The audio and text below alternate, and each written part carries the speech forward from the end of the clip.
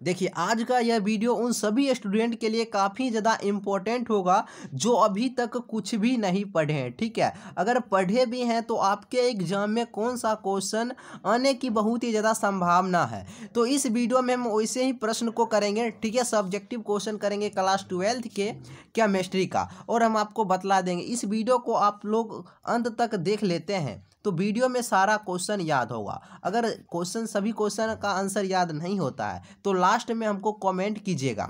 80% sure है याद होगा, और 20% जो बच जाएगा इसका जो PDF दे देंगे, एक बार उल्टा कर देख लीजिएगा, इसका राम नाम सोहा हो जाएगा। ठीक है, तो चलिए शुरू करते हैं। आप सभी अंत तक देखिए। देखिए पहला प्रश्न क्या है, और कई बार क्वेश्चन पूछा भी गया है। क्या है, N2 यानी नाइट्रोजन कमरे के ताप पर कम क्रियाशील होता है क्यों। यानी नाइट्रोजन है यह कमरे के ताप पर कम क्रियाशील होता है, क्यों ये कम क्रियाशील होता है। आंसर लिखिएगा, नाइट्रोजन एक द्विक परमाणविक तत्व है। आप सभी जन देखिए, नाइट्रोजन में N2 है, तो इसके बाहर में देखिए दो परमाणु है। आगे वाला जो रहता है उसको कहते हैं परमाणु, और पीछे में जो लगा रहता है उसे कहते हैं अणु। अगर मान लीजिए यहाँ पर अभी तीन लिखे हैं तो ये आपका अणु हुआ। ठीक है, और ये देखिए आगे में 2 है तो यह परमाणु है। तो नाइट्रोजन एक द्विक परमाणविक तत्व है तथा इसके परमाणु त्रिक सहसंयोजक बंधन के द्वारा जुड़े होते हैं। आप सभी जानते हैं नाइट्रोजन आपका क्या है, त्रिसहसंयोजक बंधन के द्वारा जुड़े होते हैं, सभी जानते हैं। जो कमरे के ताप पर आसानी से नहीं टूट पाता है, जो कमरे के ताप पर आसानी से नहीं टूट पाता है, इसलिए नाइट्रोजन कमरे के ताप पर कम क्रियाशील है। बताइए याद हुआ का नहीं, सिंपल है। देखिए एक बार देखिए, नाइट्रोजन एक द्विक परमाणविक तत्व है तथा इसके परमाणु त्रिक सहसंयोजक बंधन के द्वारा जुड़े होते हैं, जो कमरे के ताप पर आसानी से टूट नहीं पाता है, इसलिए नाइट्रोजन कमरे के ताप पर कम क्रियाशील होता है। यही क्वेश्चन पूछा गया था। चलिए अगला प्रश्न देखते हैं। अगला प्रश्न देखिए क्या है। देखिए दूसरा नंबर क्वेश्चन में थोड़ा सुधार करने की जरूरत है। क्वेश्चन आंसर सही है ठीक है, आंसर क्वेश्चन लिख लीजिएगा। ठीक है देखिए लिखिएगा क्या, नाइट्रोजन सिर्फ लिख लीजिएगा आप सभी, नाइट्रोजन सिर्फ NCl3 का निर्माण करता है। क्या निर्माण करता है। ठीक है, नाइट्रोजन सिर्फ NCl3 का निर्माण करता है, जबकि फॉस्फोरस ठीक है, जबकि फॉस्फोरस PCl3 और PCl5 दोनों बनाता है। ये क्वेश्चन है आपका। ठीक है, सही से लिख दीजिएगा। ऐसे हम टेलीग्राम पर लिख कर भी क्वेश्चन इसका लिख कर दे देंगे। ठीक है, तो ये लिख लीजिएगा। उसके बाद आंसर में देखिए क्या लिखिएगा। देखिए PCl5 का केंद्रीय परमाणु फॉस्फोरस। अब बताइए PCl5 है, इसका केंद्रीय परमाणु आपका P है यानी फॉस्फोरस है। तो इलेक्ट्रॉनिक विन्यास से यह स्पष्ट होता है, जब इस PCl5 जिसका केंद्रीय परमाणु P है, फॉस्फोरस है, इसका इलेक्ट्रॉनिक विन्यास करते हैं तो हमको यह स्पष्ट होता है, इसमें क्या होता है, इसमें 3 अयुग्मित इलेक्ट्रॉन है। क्या है, इसमें जब हम केंद्रीय परमाणु फॉस्फोरस का इलेक्ट्रॉनिक विन्यास निकालते हैं तो इसमें क्या होता है, 3 अयुग्मित इलेक्ट्रॉन है। और जब यह उत्तेजित अवस्था में आती है, इसमें 3 अयुग्मित इलेक्ट्रॉन है, और जब यह उत्तेजित अवस्था में आती है तो अगुणित, यह गुणित न कर लीजिएगा, अगुणित इलेक्ट्रॉन की संख्या 5 हो जाती है।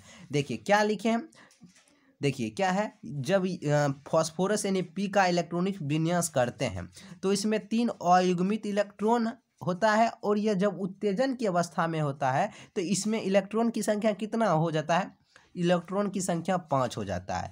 इसीलिए फॉस्फोरस जैसे कि क्वेश्चन में लिखाए थे, इसीलिए फॉस्फोरस PCl3 तथा PCl5 दोनों बनाता है। यही क्वेश्चन था, PCl3 PCl5 दोनों बनाता है, यही क्वेश्चन था। उसके बाद एक और था, जबकि नाइट्रोजन जो लिखे थे NCl3, जबकि नाइट्रोजन में 3 अयुग्मित इलेक्ट्रॉन होते हैं। ठीक है, जो NCl3 बनाता है, परंतु इसमें D उपकक्षा का अभाव रहता है। ठीक है, D उपकक्षा का अभाव रहता है, तो इसलिए NCl5 का निर्माण वह NCl5 नहीं बनाता है। बस यही क्वेश्चन पूछ रहा था। इसका क्वेश्चन हम लिख कर दे देंगे टेलीग्राम पर। ठीक है, ऐसे अभी बोल भी दिए हैं, लिख लीजिएगा। तीसरा देखिए काफ़ी ज़्यादा इंपॉर्टेंट क्वेश्चन है, क्या है, NH3 यानी जो अमोनिया NH3 हाइड्रोजन बंध बनाती है, आप सभी जानते हैं FON, यह जिसमें रहेगा वह उस यौगिक, वह जो यौगिक होगा वह हाइड्रोजन बंध बनाएगा।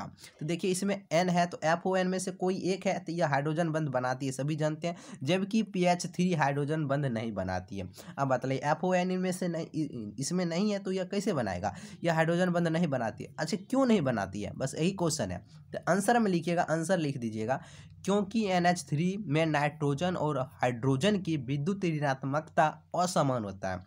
क्योंकि में लिखिएगा यानी NH3 में नाइट्रोजन, NH3 में जो नाइट्रोजन और हाइड्रोजन की, ये हाइड्रोजन की विद्युत ऋणात्मकता होती है वह असमान होता है, जिससे यह ध्रुवीय यौगिक बनाता है। क्या है, ऋणात्मकता असमान होता है, विद्युत ऋणात्मकता असमान होता है तो यह क्या करता है, ध्रुवीय यौगिक का निर्माण कर देता है, इसलिए आपका NH3 हाइड्रोजन बंध बनाती है। इतना समझ गए।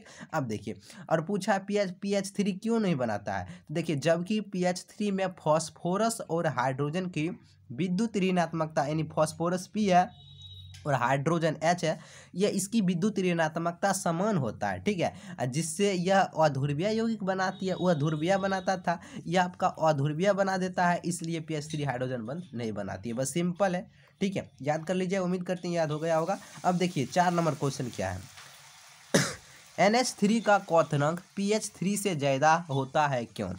अब बतलाइए, क्वेश्चन है NH3 का क्वथनांक PH3 से ज़्यादा होता है क्यों। आंसर लिखिएगा, क्योंकि NH3 में हाइड्रोजन बंध पाया जाता है, सभी जानते हैं FON है तो इसमें हाइड्रोजन बंध पाया जाता है, इतना याद हो गया होगा, जो काफ़ी मजबूत होता है। आप सभी जानते हैं, कई बार बतलाए हैं, जिसमें हाइड्रोजन बंध पाया जाएगा वह काफ़ी ज़्यादा क्या होगा, स्ट्रॉन्ग होगा और अधिक ताप पर टूटता है। अब बतलाइए, मजबूत है तो अधिक ताप पर ही टूटेगा, अधिक ताप पर टूटेगा, इसलिए NH3 का क्वथनांक PH3 से ज़्यादा है। बतलाइए भारी है कि आसान है, सिंपल आसान है, ठीक है, आसान वे में लिखे हैं, सबको सभी को वो याद हो जाएगा। 5 नंबर देखिए, श्वेत फास्फोरस तथा लाल फास्फोरस की भिन्नताओं को, यानी श्वेत फास्फोरस और लाल फास्फोरस में भिन्नता, यानी इसके गुण भिन्नता, इसमें क्या गुण है, ठीक है, वही निम्न भिन्नताएं हैं, क्या इसमें भिन्नता है वही लिखना है। तो देखिए आंसर में लिखिएगा, 2 कॉलम में डिवाइड कर लीजिएगा, श्वेत फास्फोरस और लाल फास्फोरस। पहला में लिखिएगा इसका रंग श्वेत या पीला होता है, श्वेत या नहीं लिखिएगा, पीला नहीं होगा तो श्वेत तो याद होगा, इसका रंग श्वेत या पीला होता है, लाल में इसका रंग लाल होता है, याद हो गया। दूसरा देखिए, यह मोम की तरह मुलायम होता है, ये जो श्वेत फास्फोरस होता है मोम की तरह मुलायम होता है, आइए आपका यह धातु की तरह ठोस होता है, ये लाल जो फास्फोरस होता है यह धातु की तरह ठोस होता है। तीसरा देखिए, 2 ही लिख दीजिएगा तो कोई बात, 2 भी लिख दीजिएगा तो 2 नंबर दे दिया जाएगा। तीसरा देखिए, इसकी गंध लहसुन की तरह होता है, जो आपको याद हो, याद कर लीजिएगा 4 में से, ठीक है, तो इसकी गंध लहसुन की तरह होता है, 3 लिख दीजिएगा तो और अच्छा होगा। यह गंध विहीन होता है, इसकी गंध, जो ये आपका श्वेत फास्फोरस होता है इसकी लहसुन की तरह गंध होता है, और ये आपका लाल फास्फोरस यह गंध विहीन होता है, ठीक है। अगला देखिए 4 नंबर क्या है इसका, यह विषैला होता है, जो आपका श्वेत फास्फोरस होता है यह विषैला होता है, और लाल फास्फोरस यह विषैला नहीं होता है, सिंपल है। चलिए अगला प्रश्न की ओर बढ़ते हैं। 6ठा नंबर क्वेश्चन क्या कह रहा है, देखिए क्वेश्चन है, क्या होता है जब PCl5 को गर्म करते हैं।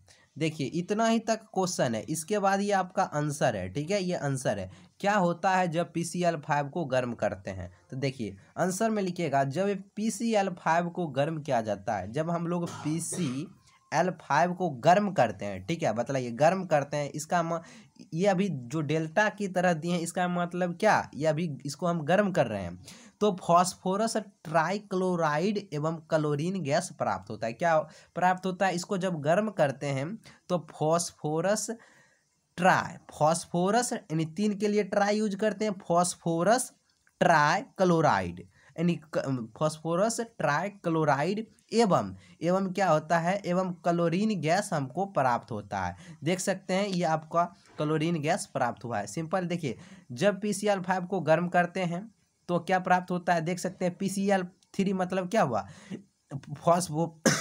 फॉस्फोरस ट्राइक्लोराइड प्लस क्या होता है, हमको क्लोरीन गैस प्राप्त होता है, सिंपल है। अगला चलिए, अगला देखिए, अगला इसमें ही इसका ही दूसरा पॉइंट है, क्या होता है जब अमोनिया को दो तरह से, इसमें एक ही क्वेश्चन रहेगा उसमें दो, जब अभी जैसे अभी जिस तरह से भी ये पहला क्वेश्चन किए थे, ये 6 नंबर में, ये एक नंबर में ए नंबर में दिया रहेगा क्या होता है जब PCR5 को गर्म करते हैं, उसी में बी नंबर में एगो का भी इसको सॉल्व किए तो 1 नंबर मिलेगा, इसको भी सॉल्व कीजिएगा तब 1 नंबर, तब टोटल मिला के 2 नंबर दिया जाएगा। क्या होता है जब अमोनिया को क्लोरीन की अधिकता के साथ अभिक्रिया कर, आप बताइए क्या होता है जब NH3 यानी अमोनिया को क्लोरीन की अधिकता के साथ अभिक्रिया, यानी जो क्लोरीन की अधिकता होगा अभिक्रिया कराएंगे तो क्या होगा, तो अमोनिया के साथ। चलिए देखिए आंसर करा लेते हैं। देखिए जब अमोनिया को क्लोरीन की अधिकता के साथ अभिक्रिया कराते हैं तो नाइट्रोजन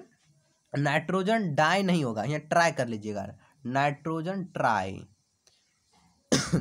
क्या कीजिएगा, जब अमोनिया को क्लोरीन के साथ अभिक्रिया कराते हैं तो नाइट्रोजन ट्राइक्लोराइड तथा हाइड्रोजन क्लोराइड प्राप्त होता है। देख सकते हैं जब अमोनिया को यानी NH3 को हम लोग क्या करते हैं Cl2 यानी आपको क्लोरीन की अधिकता में कराते हैं, ये 3 लगा है संतुलित करने के लिए समीकरण, ठीक है। देखिए NH3 को जब हम क्लोरीन की अधिकता में अभिक्रिया कराते हैं, देख सकते हैं अभिक्रिया कराते हैं तो हमको क्या प्राप्त हुआ, नाइट्रोजन ट्राई, N का मतलब नाइट्रोजन, 3 का मतलब ट्राई, नाइट्रोजन ट्राई क्लोरीन, ठीक है, या बोल सकते हैं नाइट्रोजन ट्राई क्लोराइड, यहाँ पर काट कर ट्राई कर लीजिएगा क्लोराइड तथा हाइड्रोजन, देख सकते हैं हाइड्रोजन क्लोराइड यानी HCl आपका हो गया हाइड्रोजन क्लोराइड। उसके बाद ये संतुलित कर दिए हैं समीकरण जहाँ पर हुआ है, ठीक है, देख सकते हैं सिंपल है, याद हो गया होगा। अगला देखिए 7 नंबर क्या है, pH3 से pH4 का आबंध कोण का मान अधिक होता है क्यों।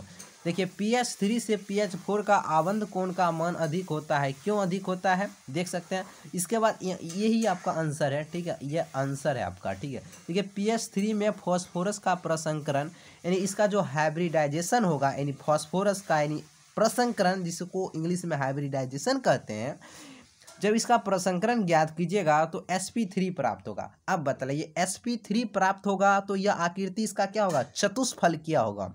सभी जानते हैं sp2 होता है, sp होता है, रैखिक होता है, ये सभी आप पढ़े होंगे। तो देखिए sp3 प्राप्त होता है, निकाल भी सकते हैं इसका प्रसंकरण, तो sp3 प्राप्त होगा तो इसकी आकृति ऑटोमेटिक क्या होगा, चतुष्फलकीय होगा।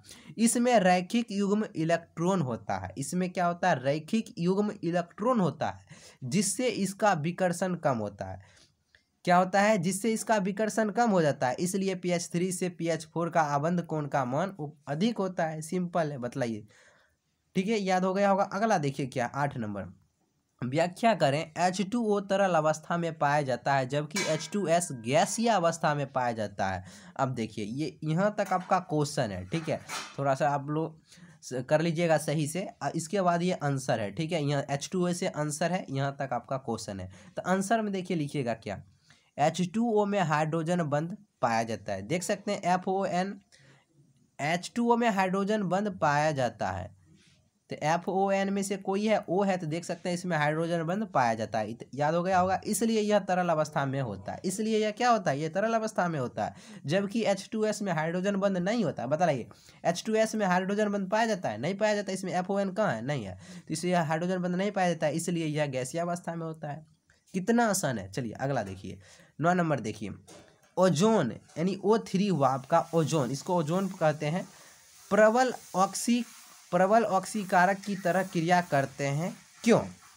ये ओजोन है, यह प्रबल ऑक्सीकारक की तरह क्रिया करता है, यह क्यों करता है, आंसर में लिखिएगा यहाँ से। जब ओजोन को गर्म करते हैं, देख सकते हैं हम लोग ओजोन को गर्म करते हैं तो क्या होता है, तो नवजात ऑक्सीजन प्राप्त होता है, देख सकते हैं नवजात ऑक्सीजन हमको प्राप्त होता है। यह जो नवजात ऑक्सीजन प्राप्त हुआ है ऑक्सीकरण अभिक्रिया में आसानी से भाग लेता है। जो हमको नवजात ऑक्सीजन प्राप्त हुआ है यह ऑक्सीकरण अभिक्रिया में आसानी से भाग लेता है, इसलिए ओजोन ऑक्सीकारक की तरह क्रिया करता है। बतलाइए, सिंपल है। अगला देखिए, अगला 10 नंबर देखिए क्या है, SO2 ऑक्सीकारक और अवकारक दोनों है जबकि SO3 केवल ऑक्सीकारक है क्यों। बतलाइए, SO2 ऑक्सीकारक और अवकारक दोनों है, SO2 ऑक्सीकारक और अवकारक दोनों है जबकि SO3 केवल ऑक्सीकारक है क्यों। तो आंसर लिखिए SO2 में सल्फर की ऑक्सीकरण संख्या यानी इसका ऑक्सीडेशन नंबर 4 होती है। नहीं हो तो ऑक्सीडेशन नंबर ज्ञात कर सकते हैं। जो इलेक्ट्रॉन को ग्रहण और त्याग दोनों कर सकता है, सिंपल है, कर सकता है।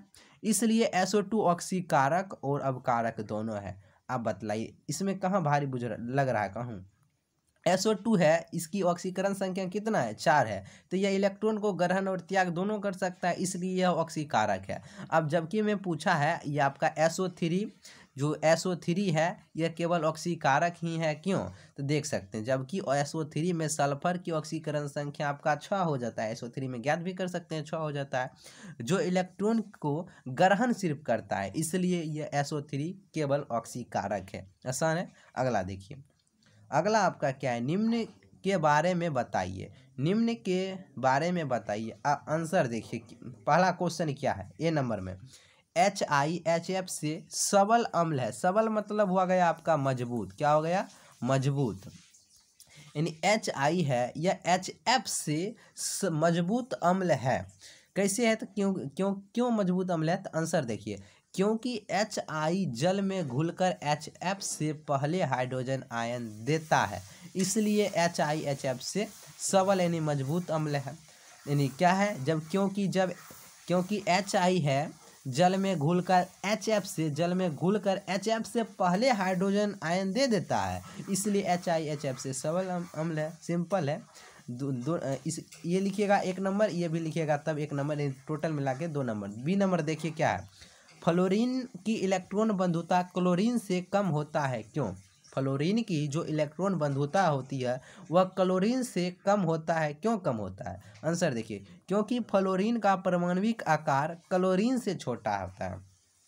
जो परमाणविक आकार होता है फ्लोरीन का वह क्लोरीन से क्या होता है, छोटा होता है, जिससे इसका विकर्षण कम होता है। छोटा है तो विकर्षण कम होगा, इसलिए फ्लोरीन की इलेक्ट्रॉन बंधुता क्लोरीन से कम होता है। तब बतलाइए 1 नंबर में इतना ही नहीं लिखिएगा तो कितना लिखिएगा, ठीक है, तो 2 नंबर ये पूरा हो जाएगा आपको।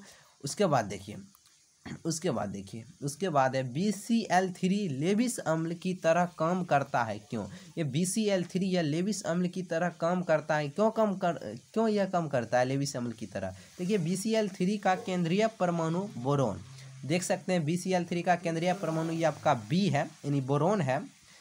बोरोन इलेक्ट्रॉन त्यागने की क्षमता रखता है, यह इलेक्ट्रॉन त्यागने की क्षमता रखता है, इसलिए BCl3 लेविस अम्ल की तरह काम करता है। बस इतना ही है भैया, याद कर लीजिएगा। अब देखिए अगला क्वेश्चन, अमोनिया और फॉस्फीन। देखिए राइटिंग नहीं बैठा है इसमें, आप लोग सही से लिख लीजिएगा, ठीक है, इसका PDF दे देंगे, बोर्ड में अच्छा से लिखना है। अमोनिया और फॉस्फीन में क्या अंतर है, आंसर पहला लिखिएगा अमोनिया में, क्वेश्चन लिख लीजिएगा अमोनिया और फॉस्फीन में क्या अंतर, आंसर में लिखिएगा अमोनिया और फॉस्फीन में निम्नलिखित अंतर है। उसके बाद 2 कॉलम में डिवाइड कर देना। पहला कॉलम में लिखिएगा इसमें हाइड्रोजन बंध पाया जाता है। अब बताएं, अमोनिया है NH3 है, जो आपका क्या है NH3 है, तो इसमें देख सकते हैं FON में से N है, तो इसमें हाइड्रोजन बंध पाया जाता है। एक पहला पॉइंट याद हो गया। फॉस्फीन देखिए, फॉस्फीन आपका क्या होता है, P से शुरू होता है, इसमें हाइड्रोजन बंध आपका नहीं पाया जाता है, सिंपल है। अब मतलब PFON में से कोई है फॉस्फीन में नहीं है,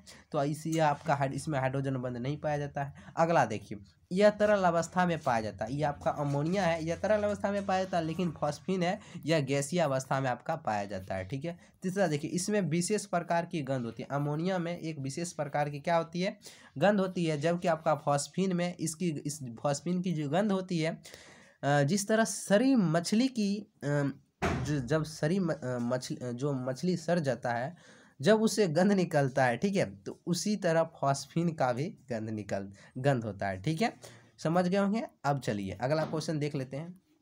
अगला आपका है नाइट्रोजन की इलेक्ट्रॉन बंधुता कार्बन से कम होता है, क्यों कम होता है, बतलाइए। आंसर देखिए, नाइट्रोजन का P उपकक्षा, जो नाइट्रोजन का P उपकक्षा आधा भरा होता है, नाइट्रोजन का P उपकक्षा क्या होता है, आधा भरा होता है, इसलिए यह अस्थायी है और इसमें अतिरिक्त इलेक्ट्रॉन को ग्रहण, इसलिए और इसमें क्या है, इसमें अतिरिक्त इलेक्ट्रॉन का ग्रहण नहीं होता है। अब इसमें इसलिए इसमें क्या होता है, अतिरिक्त यानी और अधिक सारे इलेक्ट्रॉन का गठन इसमें नहीं होता है, किसमें, नाइट्रोजन में।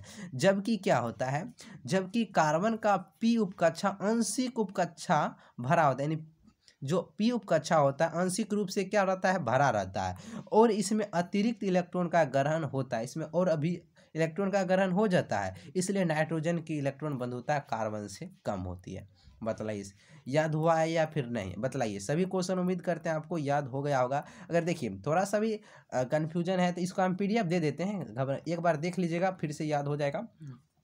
PDF टेलीग्राम पर जाइए, जल्दी से टेलीग्राम पर जाइए। जो ज्वाइन हो, बहुत 800 से अधिक स्टूडेंट क्या हैं, टेलीग्राम से ज्वाइन हो चुके हैं। जल्दी से जो ज्वाइन नहीं हुए हैं जल्दी से ज्वाइन हो जाइए। टेलीग्राम का नाम क्या है, तो यह जो चैनल का नाम है NKK ऑफिशियल OFFICIAL 3M, यही आपका टेलीग्राम का नाम है। सभी जाइए चैनल को ज्वाइन हो जाइए, और इस चैनल वीडियो को लाइक कर दीजिएगा, और चैनल पर जो न्यू स्टूडेंट है जल्दी से सब्सक्राइब कर लीजिएगा। तो चलिए फिर मिलते हैं नए वीडियो में।